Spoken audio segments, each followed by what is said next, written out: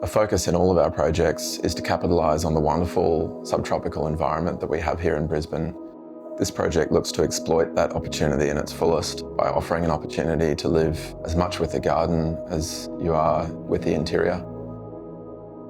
I'm Sandy Cavill. I'm a director at Cavill Architects, and I was the project architect on the Gibbon Street project.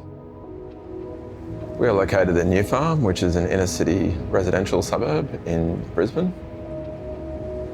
The strong history of Italian family settlement in the area was something that we really wanted to celebrate in this project.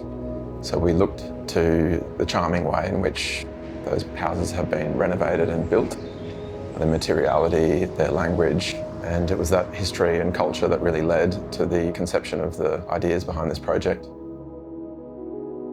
When the clients acquired this house, it was in a fairly original workers' cottage condition. It was a very small single-bedroom dwelling built in the early 20th century on the home of the Turrbal and Jagera people. Naturally, by virtue of the nature of the brief, we had to expand the size of the house, which led us into the backyard. When we first visited this site, one of its key attributes was really a legacy of landscape, the rear of houses on this street. Collectively, they contribute to quite a large green space. In extending this house into the rear of its site, we were very conscious to do so without interrupting that landscape. That's really led us to the overall conception of the built form here.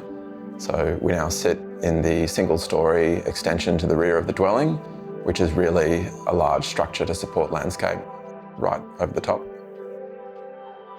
The project looks to deploy a very heavy construction system, layers of masonry, off-form concrete, and wet-dashed render really layer up and really look to draw on the characteristics of the Italian influence.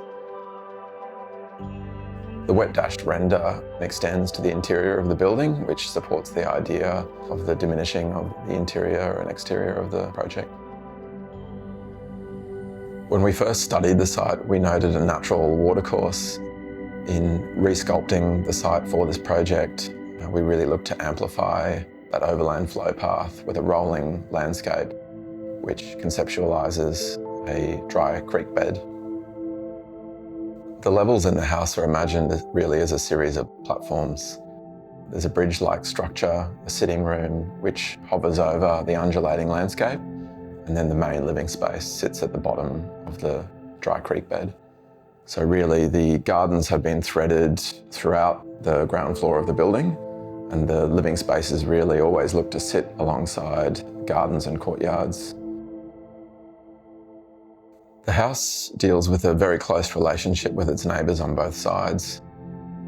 In response to that, the lighting strategy here is very much a top and bottom lit approach. We've got a number of skylights and a void to the courtyard, which bring light deep into the plan, and also windows at the floor which focus on the garden without compromising the privacy of the interior. In keeping with the lightweight construction of the original cottage, the bathrooms are handled with a more feminine and delicate sensibility. There's a skylight in this space which draws natural light down into the plan, which is then diffused by the reflective and soft materiality used throughout the space. There are two rooms at the top of the stairs which are used as a workspace and studio. They connect you out onto the rooftop garden, which really devotes itself to the neighbourhood. The rooftop garden is just as much about what happens at its edges as it is about what happens on top. We have a variety of landscape species which are tipping over the edge, which offer the ground floor of the project a veil of privacy and shade, dappled light and atmosphere. It offers the neighbours something really colourful and green to overlook. A key ambition of our office in all of its projects, whether they be large and public or small and private, is to consider a certain civic mindedness. That was really at the core of the focus of this project, and we're so pleased that the community enjoys it from within its context.